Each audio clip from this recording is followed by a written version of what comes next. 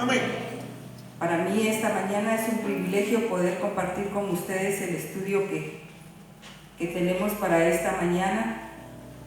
A lo largo de los estudios que han habido, se ha hablado de las misiones, se ha hablado de los misioneros.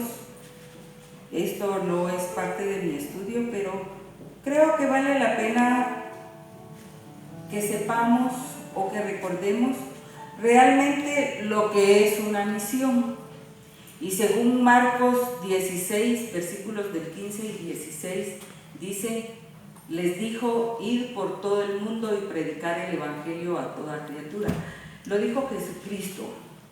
Las misiones no es algo que el hombre se haya inventado, algo que sea moderno. Esto viene desde el tiempo de Jesucristo. El mismo Señor Jesús andaba predicando el evangelio, andaba como misionero, andaba llevando la misión que su padre le había encargado. Y conforme ha transcurrido el tiempo, nosotros los hombres hemos ido cambiando el procedimiento, porque si se recuerdan, cuando los apóstoles y el mismo Jesucristo andaba predicando el evangelio, él ni siquiera llevaba comida para él, mucho menos comida para los pobres del lugar a donde él iba. Mas sin embargo, nosotros como misioneros llevamos comida, llevamos zapatos, ropa, juguetes, etc., como para darles un momento de alegría, un momento de esparcimiento para el lugar a donde vamos. Pero realmente no es ese el motivo, no es ese el enfoque. El enfoque es llevar el evangelio. Mucha gente cree que ir a hacer una misión lo toman como que es una excursión, como que es un tiempo de esparcimiento, como que es un tiempo de relax. Yo les quiero decir que no es así, es un trabajo para el cual nosotros debemos de prepararnos. Eclesiastés del capítulo 3, versículos del 1 al 9, menciona que para todo hay un tiempo. Hay tiempo de llorar, hay tiempo de gozar, y asimismo la iglesia tiene un tiempo. Cuando vamos a hacer una misión, no vamos de excursión, no vamos para eso va a haber otro tiempo. Va a haber otro tiempo para que vayamos y disfrutemos de un viaje de placer, pero no en una misión. También para poder ir a una misión no es para todos, es para el que ha tenido el llamado, es para el que se ha preparado, es para el que espiritualmente se mantiene en comunión con el Señor. Porque imagínense un recién convertido que acompaña a la congregación a una misión. ¿Qué palabra puede compartir con alguien que se le acerque y lo necesite? O alguien que necesite una palabra, ¿y qué le va a decir si está recién convertido? O alguien que no está en comunión con Dios, ¿qué consejo le puede dar? Entonces, para eso, el trabajo del misionero en la actualidad significa enseñar el mensaje de Jesucristo a personas de culturas diferentes a las del misionero. Generalmente se piensa en aquellas sociedades en las cuales no se ha escuchado el evangelio o donde la penetración de este ha sido muy débil. Podemos añadir aquellas regiones en donde se tiene un evangelio distorsionado, donde todavía no se les ha hablado de la verdad, o donde hay un evangelio que es débil. Entonces, el misionero, precisamente así se llama, misión, el misionero va y refuerza ese evangelio, va y lleva las nuevas de salvación. Para eso debemos de prepararnos. Un misionero debe prepararse primero en las áreas de preparación: son el estudio de la Biblia y las doctrinas cristianas, el conocimiento de la sociedad a donde irá, costumbres, organización política, social y las leyes, el idioma o el dialecto, porque no vamos a irles a hablar sofisticadamente a un pueblo que no lo va a entender. No vamos a irles a hablar en un idioma que quizás no van a entender, sino que tenemos que adaptarnos a las condiciones de la región a donde vamos. Y entonces dice, el segundo paso es adaptarse a la sociedad. Deberá visitar la sociedad y conocerla personalmente. Si un misionero va y no quiere ensuciarse los zapatos o no quiere comer de lo que nos están ofreciendo, porque regularmente en las congregaciones cuando uno va le ofrecen algo de comer y a veces la gente no lo quiere tomar porque tiene desconfianza o no le gusta o qué sé yo qué, ¿verdad? Pero un misionero es así, un misionero es sufrido, un misionero se adapta a todas las circunstancias. Finalmente, dice que el objetivo del misionero deberá ser el de formar iglesias locales dentro de esa sociedad, ayudarlas hasta que puedan ser autónomas y crecer bajo su propio impulso, pudiéndose decir que una vez logrado esto, el misionero habrá cumplido su trabajo satisfactoriamente. Y dice también que constituyeron ancianos en cada iglesia y habiendo orado con ayunos, los encomendaron al Señor en quien habían creído. Eso está en Hechos, capítulo 14, versículo 23. La razón por la que yo quería recalcar esta situación es porque en algunos lugares se ha tomado el hecho de ir a una misión como una excursión, como algo no muy importante, y realmente la misión que el Señor dejó a la iglesia es que vayamos a todos los lugares y prediquemos el Evangelio. Esa es la misión, y esa es una misión que el Padre le dio al Hijo, y luego el Hijo le dio a los apóstoles, hicieron discípulos, se expandió el Evangelio, y luego en la actualidad es algo que debemos de desarrollar nosotros como iglesia. Y la lección de hoy trata acerca de las actitudes correctas de un misionero. Para eso les voy a decir antes qué es lo que dice el diccionario de qué es una actitud. Es un procedimiento que conduce a un comportamiento en particular, es la realización de una intención o propósito. Según la psicología, la actitud es el comportamiento habitual que se produce en diferentes circunstancias. Las actitudes determinan la vida anímica de cada individuo. Las actitudes están patentadas por las reacciones repetidas de una persona. Este término tiene una aplicación particular en el estudio del carácter, como indicación innata o adquirida relativamente estable para sentir y actuar de una manera determinada.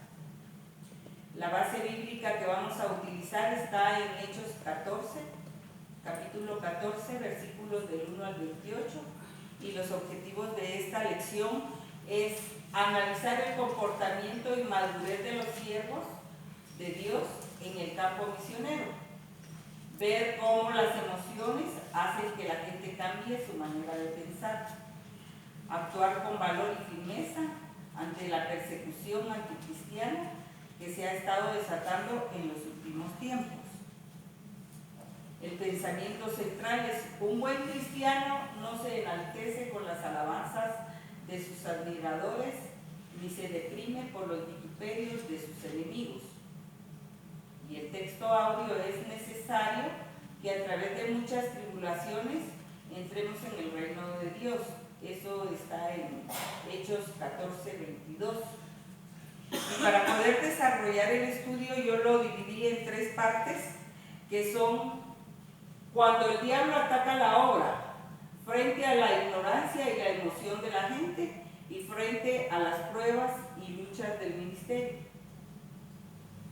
Cuando el diablo ataca la obra, proteger y fortalecer a los recién convertidos Hechos 14 del 1 al 3, que dice: aconteció en Iconio que entraron juntos en la sinagoga de los judíos, y los que entraron juntos menciona que es Pablo y Bernabé, cuando ellos fueron a hacer su viaje misionero, su primer viaje misionero en la segunda etapa. Y dice que juntos entraron a la sinagoga de los judíos y hablaron de tal manera que creyó una gran multitud de judíos y asimismo griegos. Ellos les hablaron respaldados por el Espíritu Santo, con una certeza, con una firmeza que los caracterizaba y con mucho amor. Precisamente por eso fue que los judíos y los griegos recibieron el mensaje y lo recibieron muy bien. Dice: mas los judíos que no creían excitaron y corrompieron los ánimos de los gentiles contra los hermanos, como siempre pasa en las organizaciones que siempre y en las iglesias, que hay un grupo que no está conforme con las situaciones o con lo que se establece en cada una de las iglesias. Por tanto, se detuvieron ahí mucho tiempo, hablando con denuedo, confiados en el Señor, el cual daba testimonio a la palabra de su gracia, concediendo que se hiciesen por las manos de ellos señales y prodigios, a pesar de que había un grupo de personas que no estaban de acuerdo con la palabra que se estaba impartiendo de parte de Pablo. Mas sin embargo ellos siguieron en la ciudad y siguieron reforzando el evangelio. Y luego dice: actuar con precaución y seguir adelante con Cristo. Y eso está en Hechos 14 del 4 al 7, y dice que y la gente de la ciudad estaba dividida, unos estaban con los judíos y otros con los apóstoles.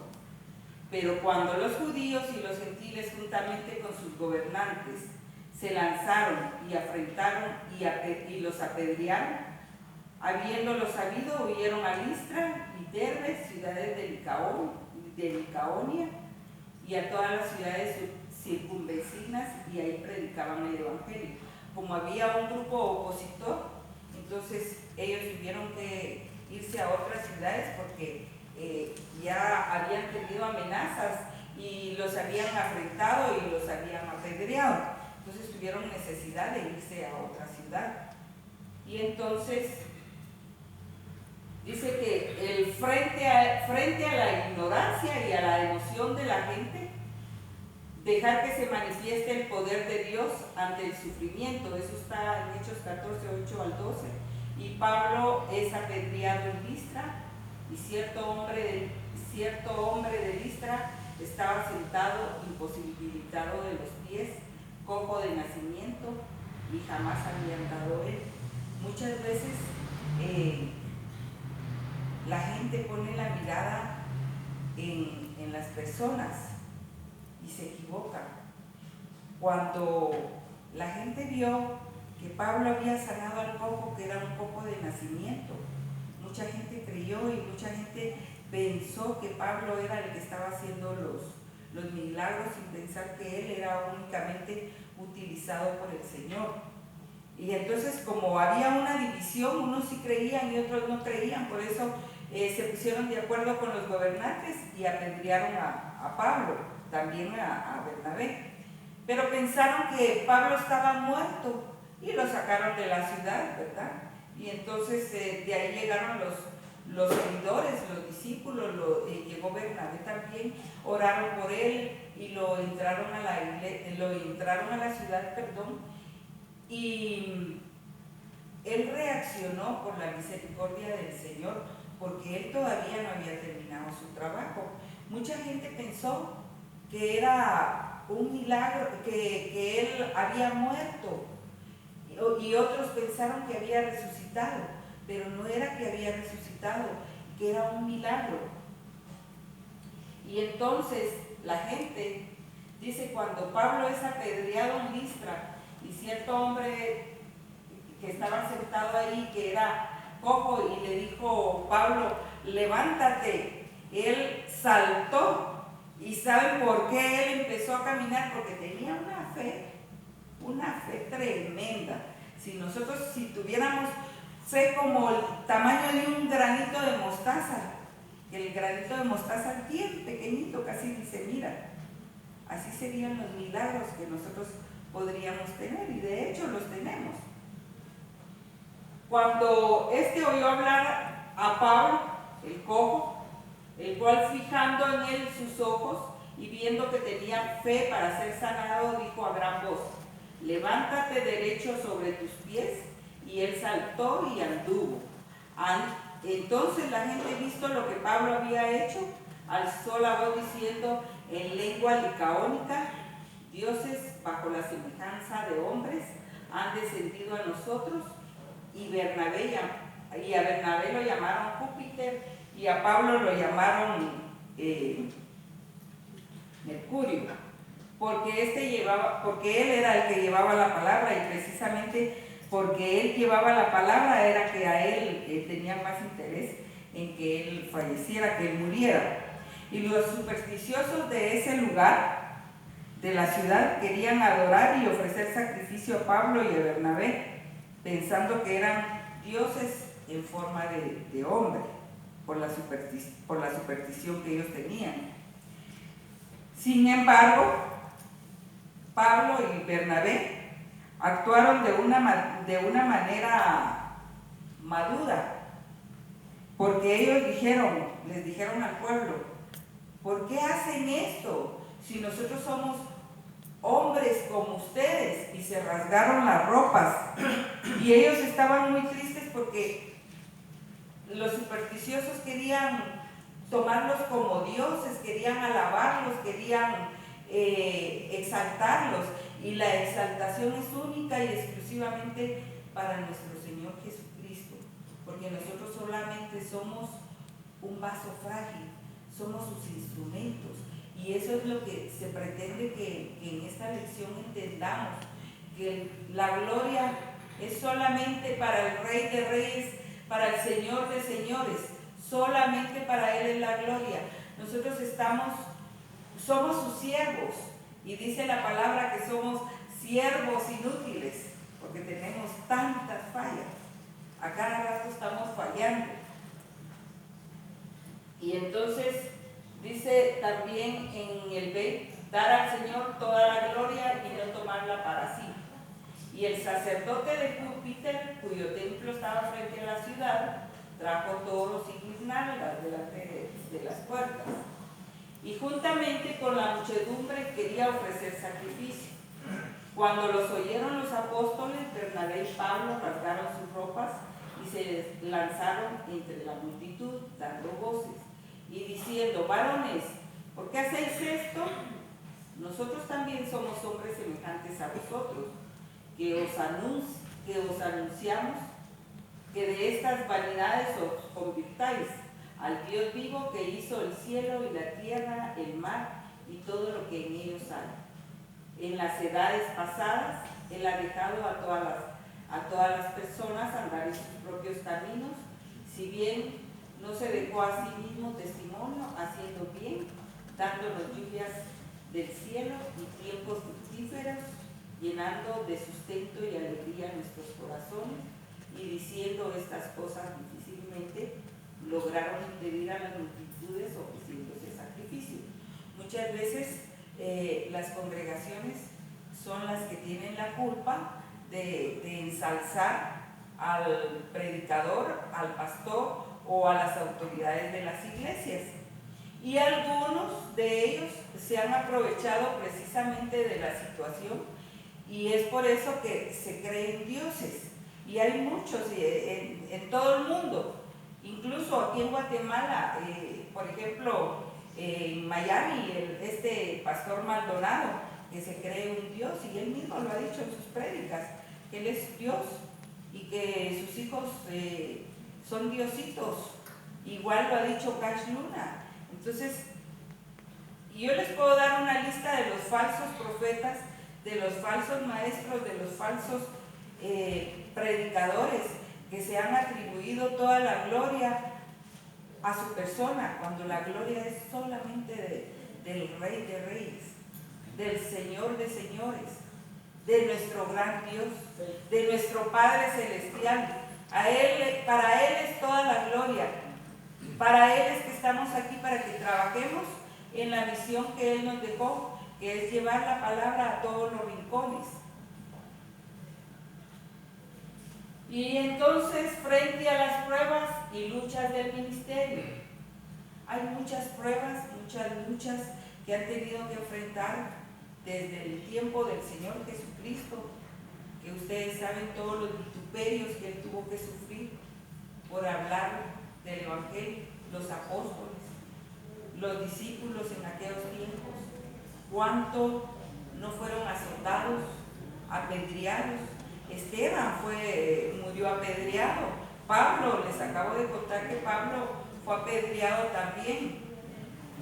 Y así hay muchos mártires de este tiempo para atrás, y todavía siguen habiendo mártires, porque nosotros somos bien afortunados porque estamos aquí bien, no somos perseguidos. Pero hay otros países donde los misioneros, los predicadores, los maestros son perseguidos y son torturados. Si ustedes se dan cuenta de las noticias de lo que sucede en el Medio Oriente, en la India, en Corea es prohibido mencionar al Señor Jesucristo, son prohibidas las Biblias, es prohibido congregarse, es prohibido evangelizar, y nosotros aquí estamos excelente, porque todavía no nos ha alcanzado esa persecución, mas sin embargo en Bolivia y en unos lugares de México ya están persiguiendo a los cristianos, ya están prohibiendo las Biblias.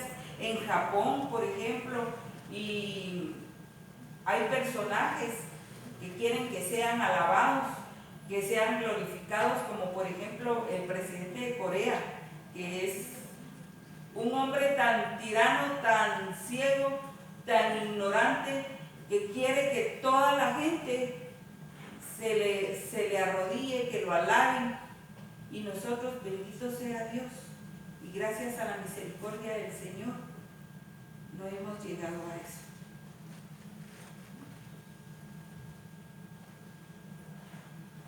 Dice, pero rodeándole los discípulos, entonces vinieron unos judíos de Antioquía y de Iconio, que persuadieron a la multitud, y habiendo apedreado a Pablo, le arrastraron fuera de la ciudad, pensando que estaba muerto.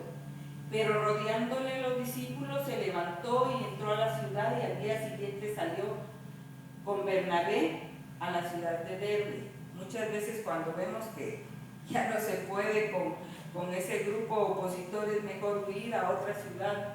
Y entonces, actuando con valor y firmeza para afirmar a otros, y después de anunciar el Evangelio en aquella ciudad y de hacer muchos discípulos, volvieron a Listra y a Iconia y a Antioquía. Ya cuando se habían calmado los ánimos, ellos volvieron nuevamente a esos lugares, confirmando los ánimos de los discípulos, exhortándolos que permaneciesen en la fe, y diciéndoles: es necesario que a través de muchas tribulaciones entremos en el reino de Dios. Y constituyeron ancianos en cada iglesia, y habiendo orado con ayuno, los encomendaron al Señor, en quien habían creído. Fueron a reforzar a los discípulos que habían quedado ahí. Y muchas veces, como dice él, para que nosotros podamos llegar al reino de los cielos, muchas veces tenemos que enfrentar ciertas tribulaciones. Cada quien tiene diferentes tribulaciones sobre la tierra. Ellos en este caso estaban siendo perseguidos y vituperiados por esparcir el Evangelio. Pasando luego por Pisidia, vinieron a Panfilia, y habiendo predicado la palabra en Perge, descendieron a Atalia.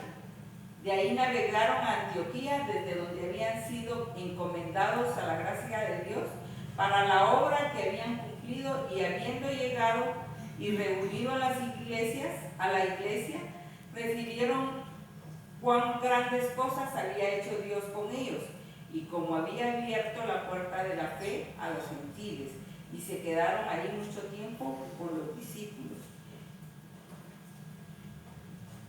Cuando se levanta una ola de persecución, que es lo más sabio, orar para que el Señor diga qué debemos hacer o quedarnos en ese lugar o irnos a otro lugar o irnos a otro lado. Eso es algo que es recomendable hacer si estamos siendo perseguidos en un lugar, irnos, pero está escrito que todo esto tiene que suceder. Está escrito que la iglesia va a ser perseguida, que sus líderes van a ser perseguidos. En este tiempo hay muchos lugares donde mueren a diario miles de cristianos, miles que son decapitados, que son encarcelados. Y eso es de lo poco que nosotros podemos darnos cuenta acá en Guatemala. Así es como mucha gente se confunde, y es cuando atribuyen poderes a ciertos dioses. Por ejemplo, la luna, los astros, el sol, los demonios y algunos seres humanos, los hechos y milagros que Dios obra. Otros atribuyen las obras de Dios a sus propias habilidades o casualidades, y muchas veces la gente dice que es suerte también. Es nuestro deber enseñarles por la palabra que toda buena dádiva y todo don perfecto desciende de lo alto, del Padre de las luces, según Santiago 1:17. Si alguien lo puede leer, por favor.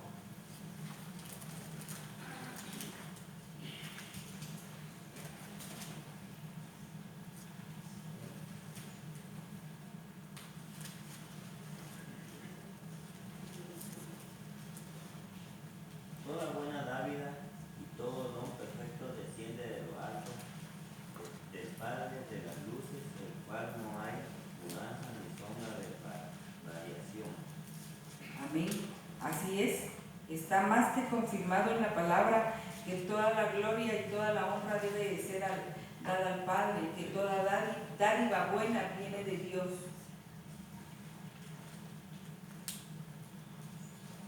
Dice la palabra que la gente actuó por emoción cuando querían enaltecer a Pablo y a Bernabé, especialmente a Pablo, y mucha gente que actuó por emoción no razonaron.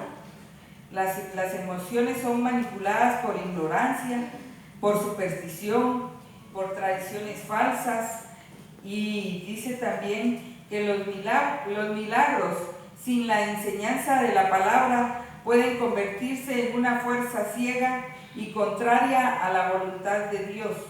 Un siervo de Dios, lleno del Espíritu Santo y consciente de que no es más que un instrumento en las manos del Señor, jamás tomará para sí la gloria que le pertenece solamente a Dios.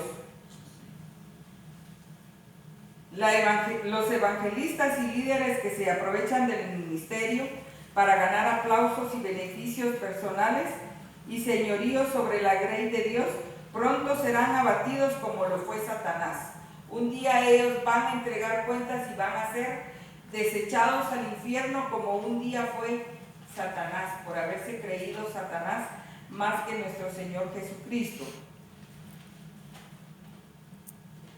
Cuando hay desánimo a veces en nuestras congregaciones, hay mucha gente que, porque no lo saludaron, porque le hicieron una mala mirada, porque lo regañaron, ya no quiere venir a la iglesia. Miren cuánto sufrieron estos personajes. Son un ejemplo vivo de lo que ellos tuvieron que sufrir. Y nosotros, una mala miradita, ay, que me contestó mal, me regañó, por eso ya no quiero ir a la iglesia. No, yo no quiero servir. No, todavía no. No, todavía no es el tiempo. Fuimos enviados con una misión a esta tierra. ¿Será que la estamos cumpliendo? ¿Será que debemos cumplirla? ¿Será que es para un solo grupo? ¿Será solo para algunos cuantos? Esa misión es para todos, hermanos, para todos. Es un mandato, no es si yo quiero, es un mandato. Tenemos que estar trabajando, el tiempo se acaba, el tiempo se agota. Mucha gente dice que hace años que vienen hablando de la venida del Señor y están confiados, sentados, durmiendo, descansando, pero el tiempo se agotó. Las profecías se han venido cumpliendo. Ya solamente nos queda una profecía. ¿Cuándo se va a levantar y va a empezar a trabajar? ¿Cuándo va a cumplir la misión? ¿Cuándo?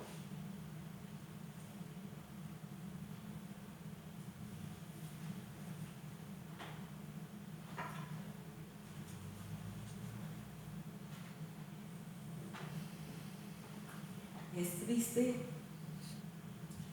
saber que el tiempo se agota y la gente no se ha dado cuenta, como en los tiempos de Noé, que todo el mundo andaba en sus fiestas, todo el mundo andaba en sus asuntos, en las cosas de este mundo.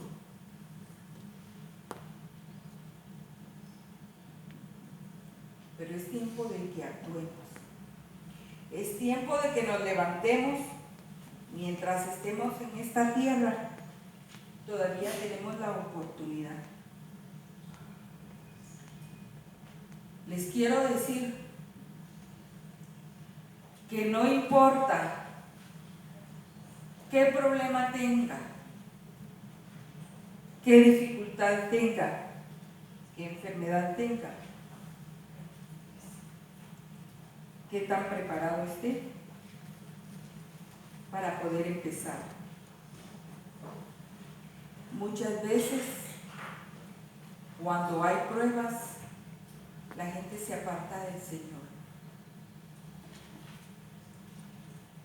Pero cuando hay pruebas, es cuando más debemos acercarnos a Él. Cuando hay pruebas, tenemos que tomarnos de la mano del Señor. No nos alejemos, no nos enconchemos. Muchas veces es necesario que para poder entrar al reino de los cielos tengamos que atravesar esas circunstancias, esas pruebas. Las pruebas nos fortalecen, las pruebas aumentan nuestra fe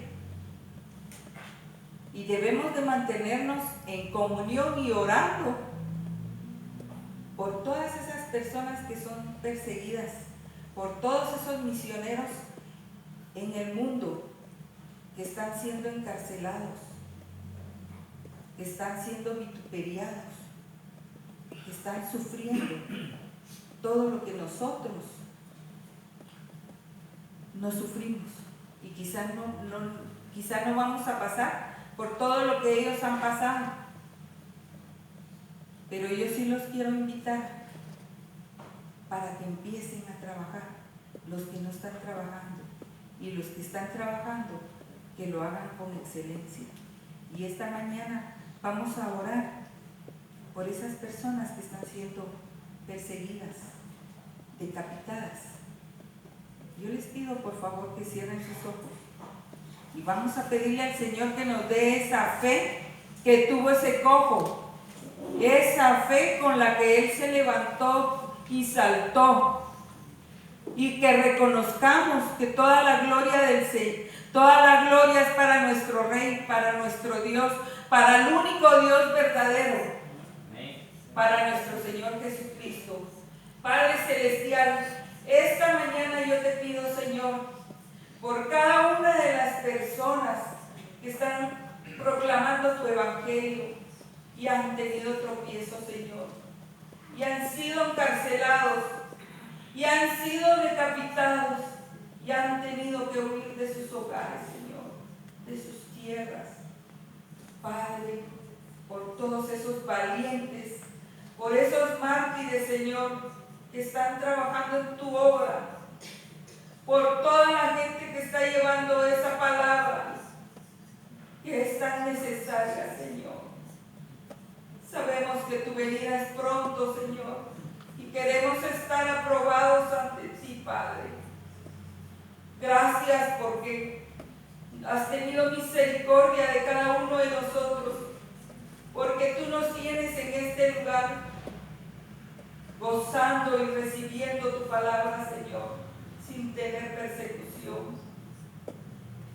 Yo te pido, mi Señor, que aumentes nuestra fe, Señor, que podamos tener una fe como la del cojo, una fe tan grande, Señor, que no haya en nuestras mentes ni una gota de duda, Señor.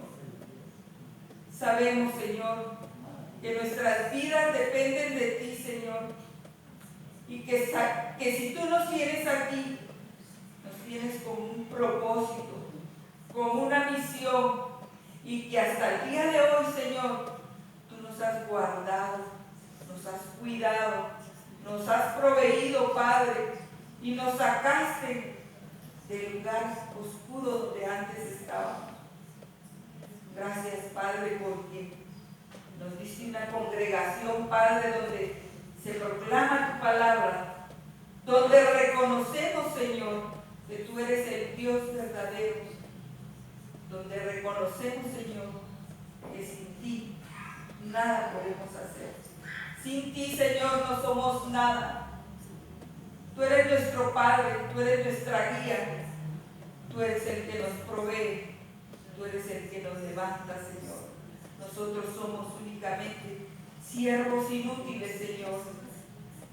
Siervos inútiles en los cuales tú pusiste la mirada. Gracias por habernos visto, Señor, por habernos puesto en el lugar de tus hijos, Padre. Ayúdanos a permanecer en ti. Ayúdanos, Señor, a hacer las cosas como tú quieres que sean hechas. A llevar el Evangelio, Señor, a nuestros vecinos, a nuestra familia, a todo aquel que lo necesite, Señor, porque sabemos, Señor, que debemos de cumplir la misión que un día tú hiciste. Gracias, Padre Santo. Gracias, Señor. Bendito sea tu nombre y bendita sea tu palabra. Amén.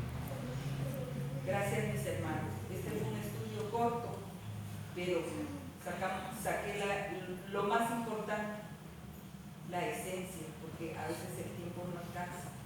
Así que los bendigo en el nombre de Jesús y espero que esta palabra que hoy les estoy compartiendo no se les olvide, hermanos. Trabajemos.